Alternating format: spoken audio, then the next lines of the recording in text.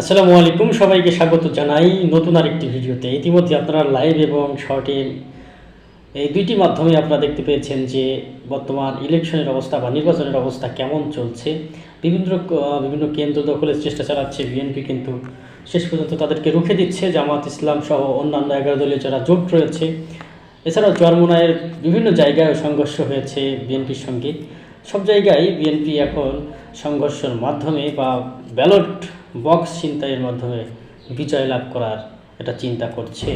গত রাত থেকে সেই অপচেষ্টা আমরা দেখতে পেয়েছি। বাংলাদেশ সেনাবাহিনী ও অন্যান্য প্রশাসন, নৌবাহিনী তাদের সহযোগিতায় পরিস্থিতি স্থিতিশীল অবস্থায় রয়েছে। সেনাবাহিনী শেষ খেলাটা যদি খেলে দেয়, অর্থাৎ সেনাবাহিনী যদি সর্বশেষ এই নির্বাচনটায় একজন দেশপ্রেমিকের ভূমিকায় অবতীর্ণ হয়, তাহলে ইনসাফের বিজয় হবে ইনশাল্লাহ।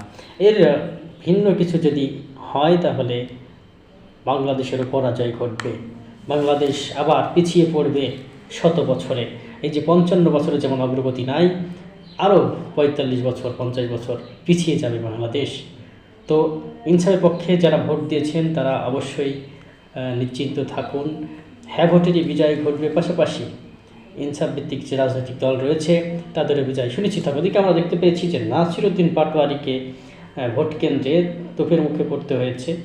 আমরা চলুন একটু ভিডিও দেখে আসি কি অবস্থা।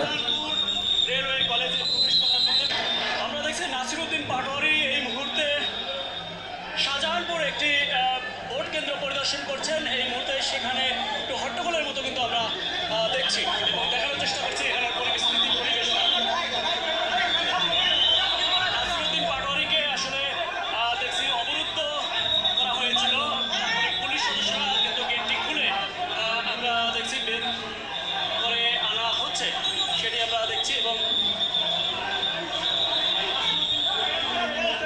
নাসিরউদ্দিন পাটোয়ারিকে এই মুহূর্তে দেখছি যে পুলিশ সদস্যদের সাহায্যে কিন্তু তিনি বের হচ্ছেন।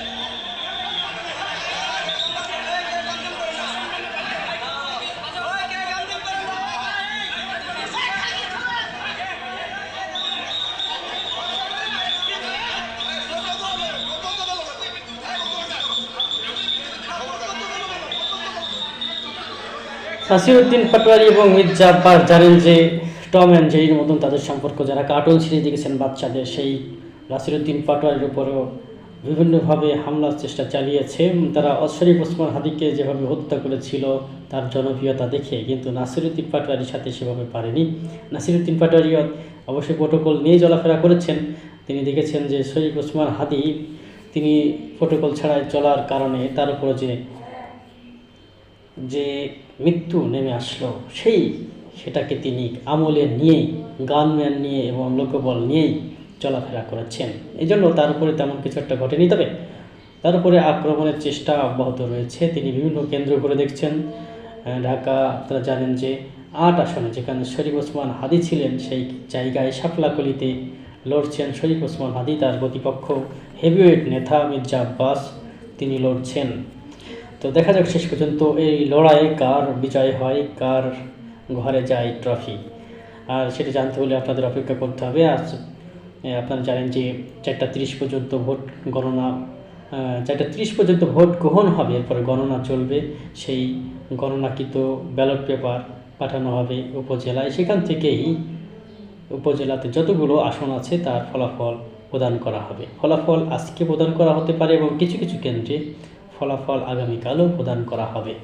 সব মিলিয়ে আমরা জানতে পারবো আজকের অপেক্ষা। দেখা যাক শেষ পর্যন্ত বিজয়ের শেষ হাসিটা কে হাসে।